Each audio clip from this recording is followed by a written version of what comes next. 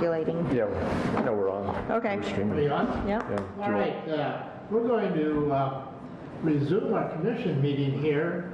It's not an actual meeting per se, but it's in celebration of our 140th anniversary.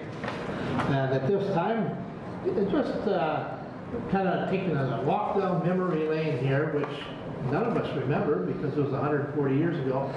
We do have the minutes of the very first Cottington County Commission meeting. And at that meeting, it was established and offices were filled, and Brenda has a copy of those minutes. It looks like she has, it's been typed out. She has actually handwritten ones. Taken out of the book. This is the original writing back when they did this. That's the original piece. Okay, cool. Yeah, and those books were bound. Yeah. So Cindy. Yeah, they were bound, and in order to preserve them on digital media, we had to cut the books to get those scanned. Yeah. But we are saving those in, I guess they're called acid-free boxes to preserve. And then in the little dedication of the courthouse booklet that we have, those minutes were actually put into that dedication book. So. Okay, go ahead, Brenda. All right, so this was from the very first meeting. It was Compesca, Cottington County, DT, August 7th, 1878. George H. Stoddard, Oliver S. Jewell, and William McIntyre, having been duly appointed county commissioners within and for said county of Cottington by the governor of the territory of Dakota, pursuant to law, met this day at the post office at Compesca in said county and proceeded to perfect the organization of said county. All of said commissioners being present, George H. Stoddard and Oliver S. Jewell having taken the oath of office and qualified according to law, and William McIntyre neglecting and refusing to qualify, did not act. On motion, Oliver S. Jewell was chosen and elected chairman. On motion, Lawrence S. Demig was appointed to the office of Register of Deeds and required to give bond in the penal sum of $500. Lawrence S. Demig then presented his official bond as clerk of the district court, executed by said Deming as principal, and Charles L. Deming and Kelvin J.B. Harris as sureties, which on motion was approved. Lawrence S. Deming then presented his official bond as Register of Deeds, executed by said Deming as principal, and Jacob C. Keeney, not K-E-E-N-E-Y? Keeney, I think. Keeney and Kelvin J.B. Harris as sureties, which on motion was approved. On motion, the county seat was located at the town of Compesca as surveyed and platted by Kelvin J.B. Harris. On motion, adjourned to meet at the same place August 14, 1878 at 9:00 a.m. Attest, Lawrence S. Demig, County Clerk, Oliver S. Jewell, Chairman. So that is what happened the very first meeting. Who was the governor of the territory at that time? It says... Was that Millette? Nope. I had it somewhere. The last governor of the territory, first governor of the state.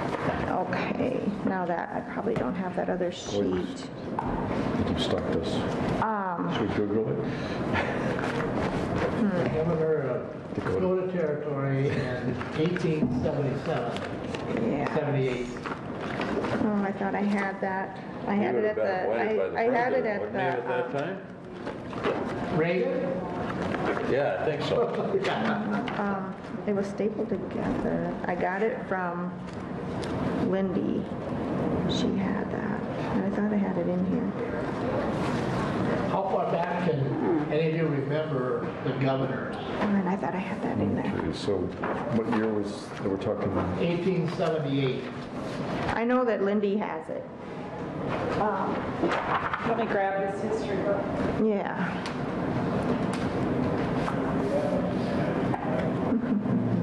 Maybe she You emailed also So it that to would have me. been 1878, that would have been William Howard.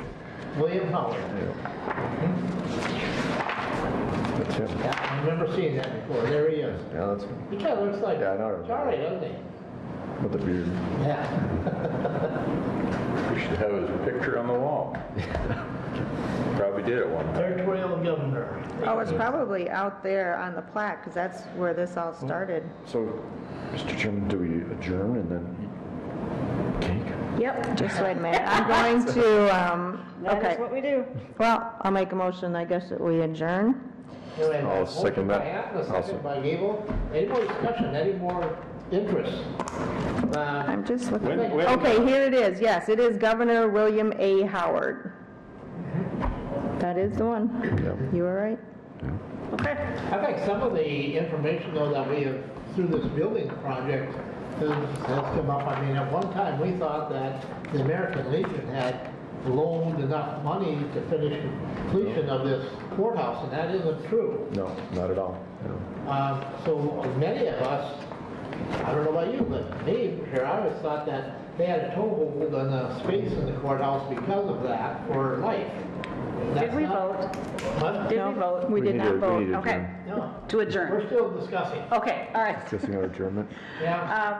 Well, we can have another celebration next year because it will be the anniversary of this building. 90 years. We will, yeah. Yep. Of the building.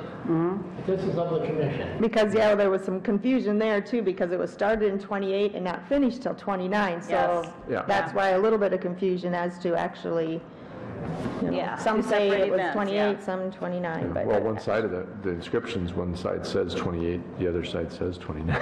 Well, we started on that side and finished on that, so. And then in this book, though, it took 2 days to celebrate, because they said they had it on the Yeah, they did. 19th and the It 20th. was a 2-day dedication, yep. So it was quite an ordeal. Because maybe the rest of them had to get there by their covered wagon, so they had to have it Next 2 year, we'll days. have to plan a ribbon cutting or something. That's what we'll have to do, so. Well, it is, but you know, and I was curious something, and it's been down there for so long. The plaque that's down, that says "Remember the Maine" or made from metal from the Maine or something like that. Where did that? Does anybody have any idea where that came from? I mean, why it's there or whatever? It's kind of. Where is it? Well, it's the Spanish-American War, you know. it's, There's a little brass plaque down there Yeah. that says. Down in here? When you come out of the assessor's office, the old assessor's Really? office, and it's on the east wall there. I've never looked at it. Yeah, No, it I says, don't, Okay, remember, really? in memory of the Maine or something like that. That was It a was ship, it was a huge deal when it happened. you know, so- Okay. that was a ship that was strapped, and they used the metal from the main, the ship. Well, It was blown it up in was- Havana Harbor. it was the catalyst that got the U.S. involved in the Spanish. See, I American have absolutely no Okay. idea, but I thought that'd be a pretty good story. So, I don't know. Well, All right. it was, but I mean, it was, and it, like Lee said, it got us into the war. Yeah, all in favor of adjourning, indicate by saying aye. Aye. Opposed, same side, motion carries, we are adjourned. Well, if you want to find anything out, go over, and Christy, Yeah, over at the Christy, yeah. museum, she is like a walking history book, because she actually told about the first sheriff who survived the Civil War, who his gun accidentally discharged and shot part of his buttocks. Actually, it wasn't his leg, and he actually ended up, he perished. Yeah, he You're perished. fine, you're all right. Yeah, I mean, he perished from that. So the Civil War, he survived that, but He just got accidental gunshot, and of course, I think there was a flood at the time, no doctors could get in to take care of him, so he You perished. just got a little behind in his work. I guess he did. I was going to say, they have good stuff, Brenda, so I'll keep streaming if you want. I'm done. No, we're done. No, there's a lot of good stuff, like the Kemp brothers, they came here in 1878, they built the second frame house in the county, and then that was known as the Kemp Post Office. Why was it moved